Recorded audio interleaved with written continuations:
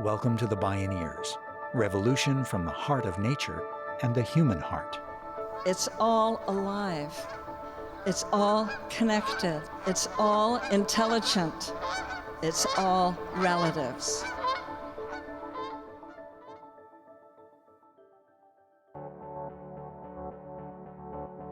We see this in all kinds of ways across the country, that people have used local government to try to push back against corporate power and to actually build systems locally that they control. And so I think part of the reason I'm excited about this growing anti-monopoly movement is that it's a chance not only to counter corporate power, but inherently within it, a chance to think about how we can get government back that actually works for us. There are local tools that we're used to using that we can use on Amazon that we just have to sort of build a little bit of spine to do. Connecting with folks who are doing that same type of organizing all around the country is really, really key so that we're sort of connected in a way that starts to make us a more formidable force against this huge company. In the second of our two-part program, we join Thom Hartmann, Stacy Mitchell, and Maurice B.P. Weeks to survey the landscape of rising antitrust movements to break the stranglehold of corporate power and level the playing field for a democratized economy. This is Democracy versus Plutocracy, Part 2. Breaking up is hard to do. I'm your host, Neil Harvey.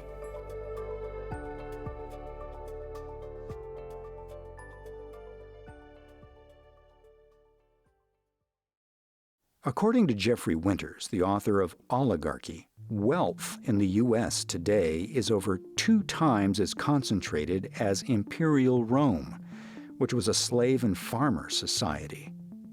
If billionaires were a nation, they'd be the world's 3rd largest economy.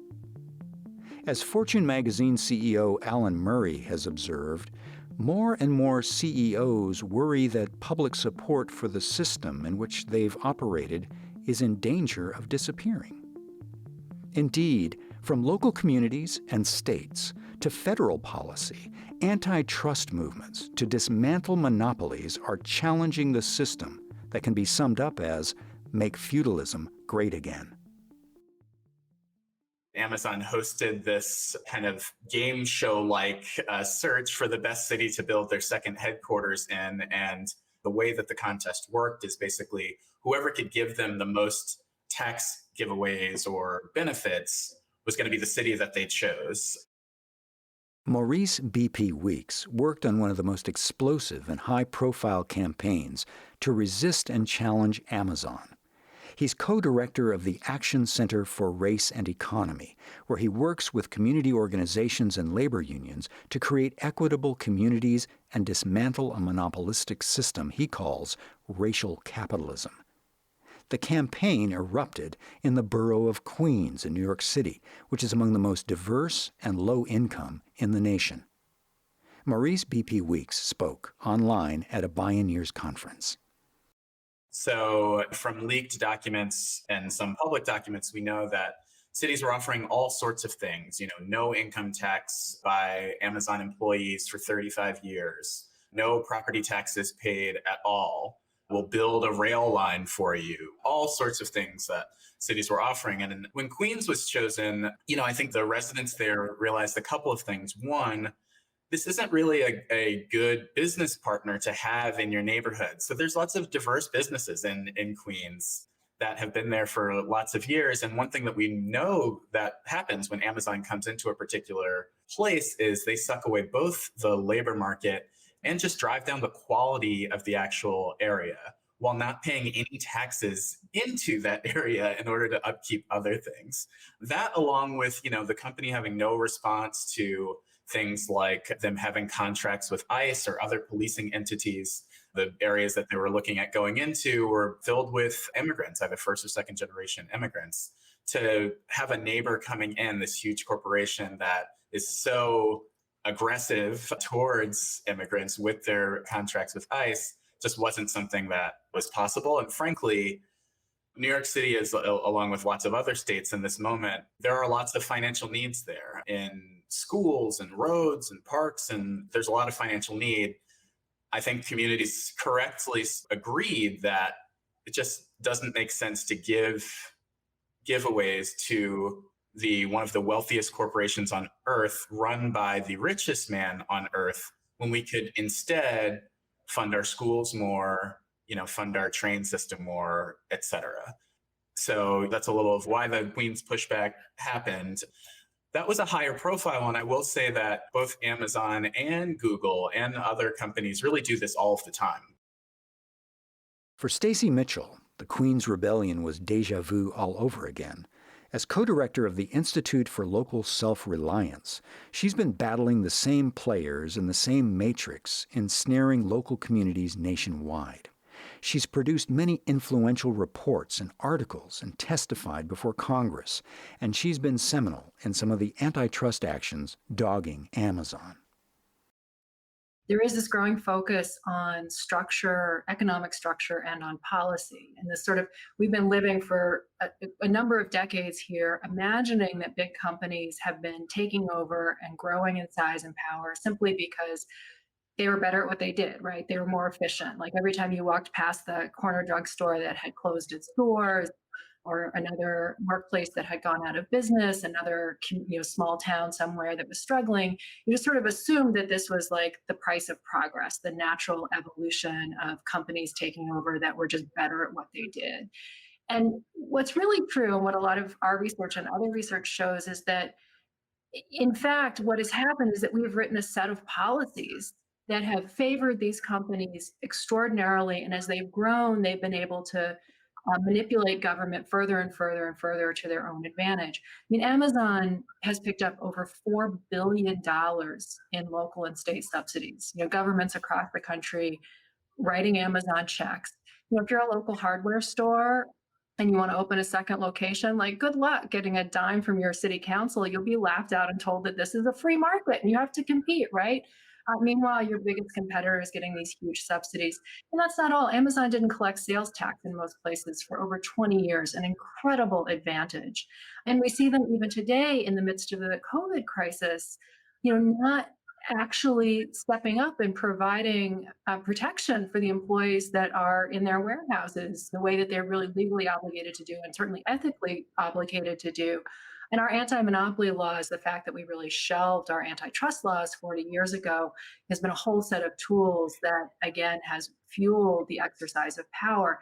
So the pushback in Queens that Maurice talked about, and that we're really seeing at the grassroots level across the country, is this growing focus on, it's not just about calling these companies out for their bad behavior and trying to get them to do better. It's about recognizing that this is our government and we own these rules, and we need to change these laws, and we need to think about, well, what does an economic structure look like that actually serves a democracy and that actually serves the needs of people? So how did we get here? Beginning in the 1960s and 70s, the lawyer and later failed Supreme Court nominee Robert Bork launched a full frontal attack against antitrust law. He shifted the focus from fair competition to a matter of efficiency and price points. If customers were getting a cheaper price, then monopoly was just fine. He marketed the phrase consumer welfare so successfully that in 1971, the famous Powell Memo by the Supreme Court Justice Lewis Powell redefined the metric for judging monopoly down to price points. Bork teamed up with Milton Friedman of the rising Chicago School of Economics and neoliberalism. They asserted that corporations were accountable only to shareholders, not to employees, communities, or the environment. This radical shift was contrary to the original intent of antitrust law, which was to protect small businesses, fair competition, and democracy itself against the concentration of great wealth and power. Beginning in the 1980s, the Reagan administration started systematically dissembling antitrust law and dialing down enforcement. That trend has continued full-tilt boogie ever since, landing us in today's world of giants and dwarves. So how'd that work out? Pretty much the way you'd expect, says progressive radio talk show host and author Thom Hartmann. I think the most important thing, though, is educating people. I don't think most Americans realize that the average American family pays a $5,000 a year monopoly tax. Americans pay twice as much for cable television as any other developed country in the world. We pay 2 to 3 times as much for cell phone service. We pay more than twice as much for Wi-Fi. We pay more for airfare. We pay 2 to 10 times more for pharmaceuticals. I mean, the list just goes on and on. We're spending a lot more for a lot of things than anybody else, any other developed country in the world anyway, does, because they enforce their anti-monopoly laws and we don't. So I think this step one is waking people up, educating people. Data show that monopolies smother the economy. They drive down wages, raise prices, throttle small and independent businesses, damage local communities and economies, and stifle innovation and competition.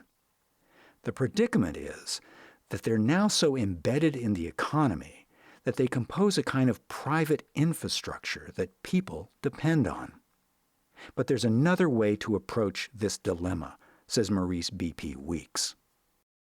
I live in a neighborhood where most of my neighbors are elderly and at high risk for contracting the coronavirus in a way that would be a real health complication for them. And they've been ordering a lot on Amazon, a lot of stuff, everything from kind of regular groceries to paper towels to things to keep them busy in the house, et cetera.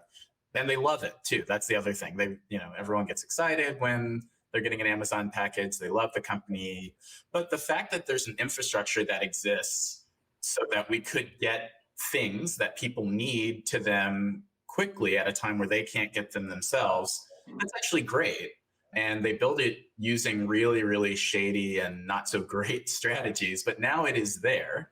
And we can actually, we can take it, we can use it, we can do a lot of the things that they're doing. Whether it can be operated in the way that it currently is, at the size that it is a real question, to which personally I think the answer is no. We have to break it up and we have to have some sort of more democratic control over it.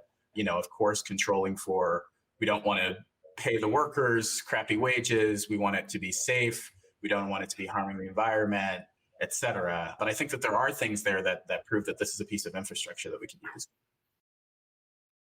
It's not online commerce or the cloud or any of the other industries that Amazon controls.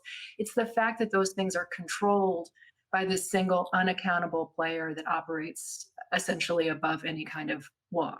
That's the problem that we have to address, not the technology, not how much we enjoy online commerce and its convenience. That's all great. Stacy Mitchell's work on decentralizing and democratizing the economy led her to testify before Congress. For the first time in decades, the House of Representatives began looking at resuscitating antitrust law. A year-long investigation of big tech resulted in a scathing report in 2020. And they found that these companies, Amazon, Google, Facebook, and Apple, are in fact monopolies, that they have monopoly power, that they exercise that power in ways that harms people and harms independent businesses and communities. And then they lay out a set of recommendations. And essentially, with regard to Amazon, what they've called for is exactly how we handle the railroad. So in 1906, we passed a law that said, look, if you're a railroad, that's fine. You can't also own other companies. Like, you have to be a neutral carrier, a common carrier. You can't have a financial interest in commodities, because then you're going to favor your own commodities over those of those who need the railroad. And that's what we should do with Amazon. We should say, look, you as an online platform needs to be separate from Amazon as a retailer. AWS needs to be spun off, and their logistics infrastructure. They've now built a logistics operation, a shipping operation that rivals UPS and even the Postal Service in scale, but that also needs to be spun off as an independent company. And that Amazon, when it's functioning as critical infrastructure, needs to be subject to a set of public oversight laws. But needless to say, breaking up is hard to do. Like the railroads before them, big tech funds the best government money can buy, including Congress. Stacy Mitchell says much of the real action has already been happening at the local and regional levels. The Institute for Local Self-Reliance published a guide called Fighting Monopoly Power that details actions states and communities can take. It goes through a whole range of tools that people have at the state and local level, some of those that I just named, but also things like starting a public bank, which your city can do and can be a great way to begin to untangle our financial system from Wall Street and begin to build locally controlled banking systems that work with community banks and with local credit unions to actually channel our capital where it needs to go to create the kinds of businesses and jobs and economic development that we need. We can, enact rules that eliminate subsidies. There are just tons of powers at the state and local level. And we see that in the hundreds and hundreds of municipalities that have built their own publicly owned broadband networks and told Time Warner and the other Charter and the other giants to go away. we're gonna have better internet at lower cost. We've seen it in places like Oklahoma and other states that have passed referendum blocking corporate ownership of farmland and taking action against some of the big ag monopolies. We see it in places like North Dakota, where they've said that you can't operate a pharmacy in the state unless you're a pharmacist. So every pharmacy in North Dakota is a locally owned independent business. And we see this in all kinds of ways across the country, that people have used local government to try to push back against corporate power and to actually build systems locally that they control. And I think when we start to look at the economy through that lens, we can see all the ways that we can begin to shift things. There are local tools that we're used to using that we can use on Amazon that we just have to sort of build a little bit of spine to do. So ensuring workplace safety in a particular municipality, you can pass a law that just does that in the way that you want. You can still continue to do your local organizing, but connecting with folks who are doing that same type of organizing all around the country is really, really key, so that we're sort of connected in a way that starts to make us a more formidable force against this huge company. Maurice BP Weeks and Stacy Mitchell are part of a coalition called Athena, which is taking on Amazon. Along with advocates, policy experts, and academics, Athena is a group of 40-plus organizations whose communities and livelihoods are negatively impacted by Amazon.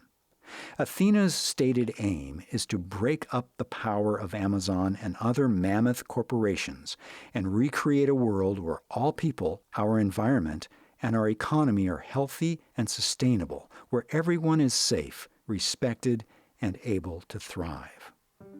When we return, we look from the local to the global as antitrust movements start to upend the monopoly board. I'm Neil Harvey. You're listening to the Bioneers, Revolution from the Heart of Nature.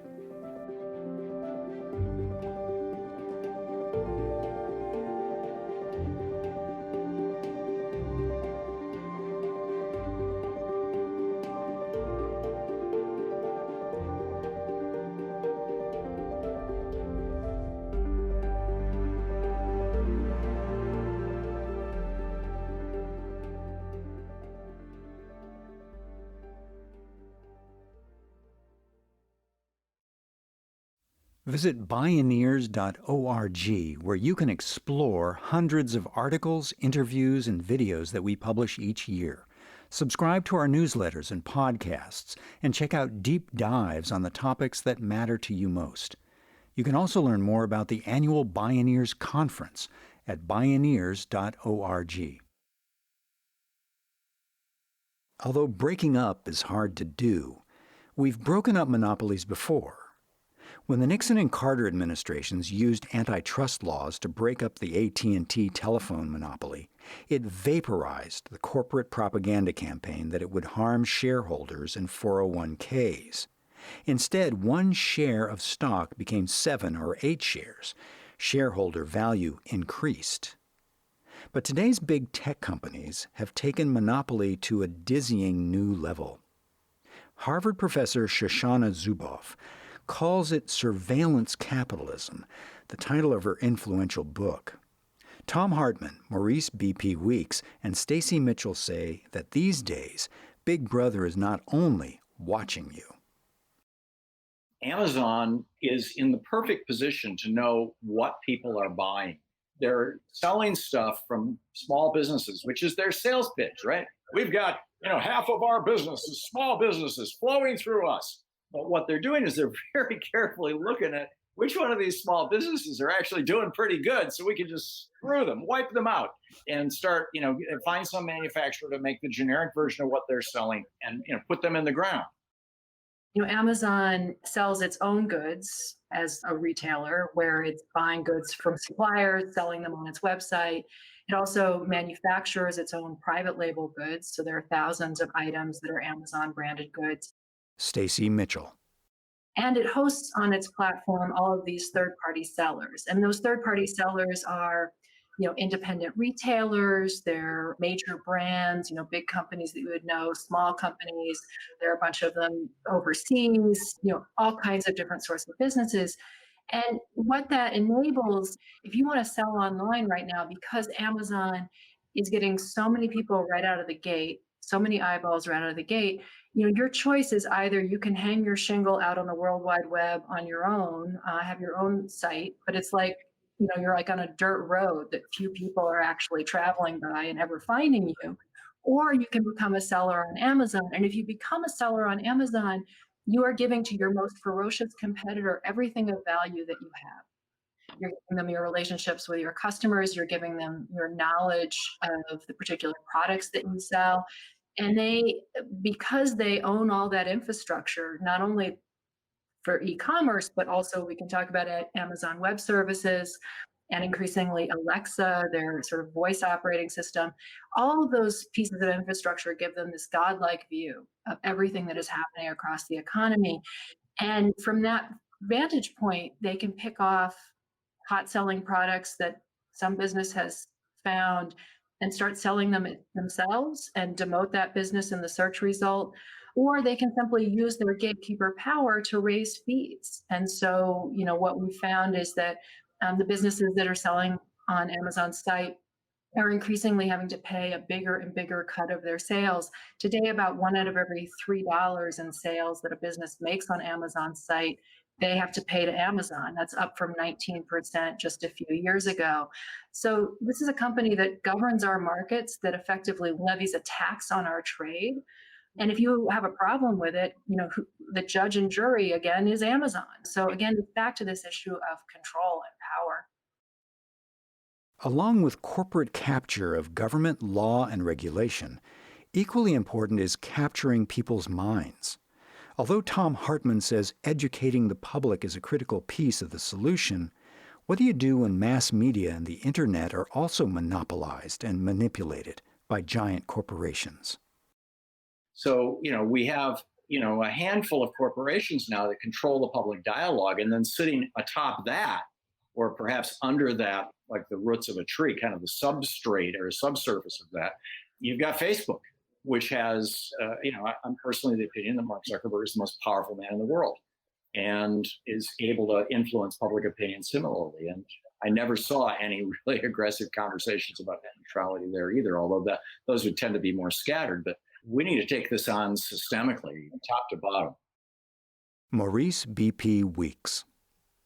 It's not just an economic power, it is also a political power. And that power doesn't just come from the amount that they give on the books to legislators. There's a real fear of going after Zuckerberg, going after Bezos, being seen as going after one of these companies. Folks are really scared to take them on.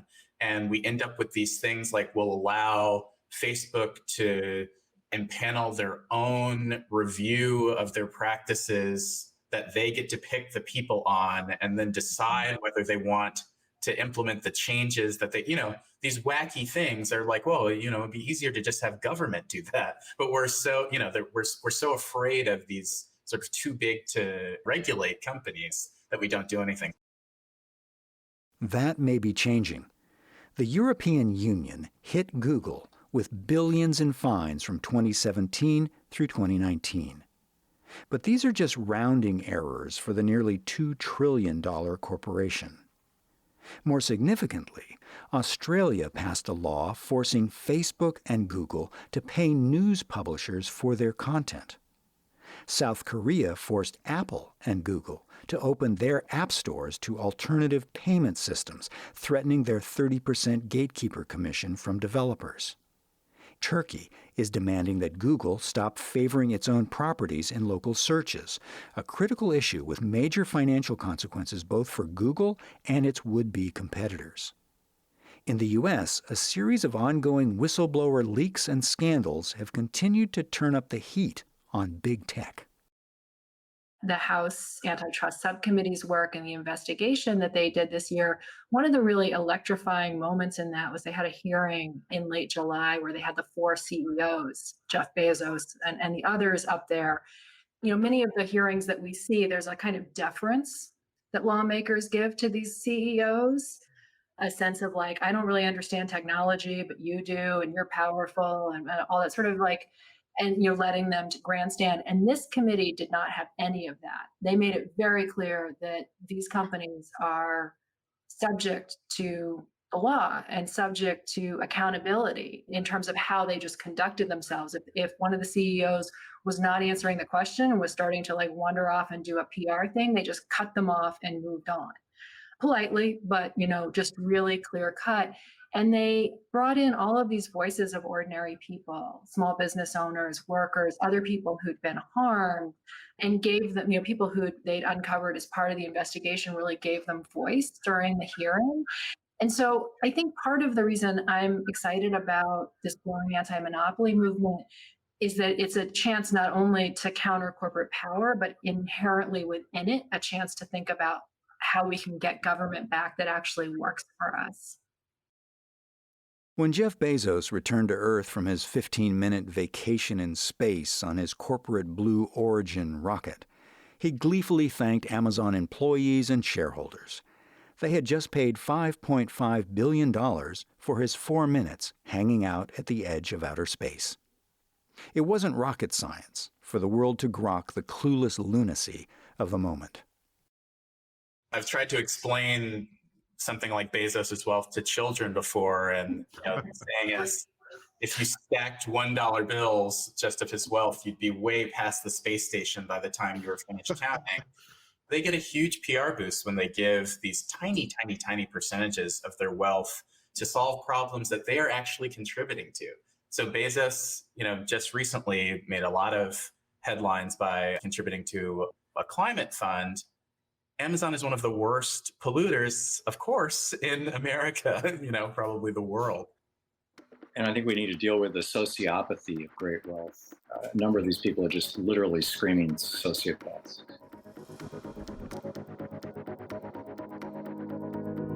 Democracy versus Plutocracy, Part 2.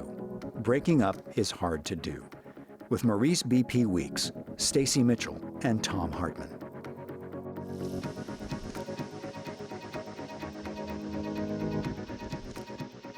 You can visit Bioneers.org to explore more of our media and subscribe to our podcasts and newsletters. Executive producer Kenny Ausubel. Written by Kenny Ausubel. Senior producer and station relations Stephanie Welch. Host and consulting producer Neil Harvey. Producer Teo Grossman. Program engineer and music supervisor Emily Harris. My name is Neil Harvey. Thank you for listening. This is program number 248.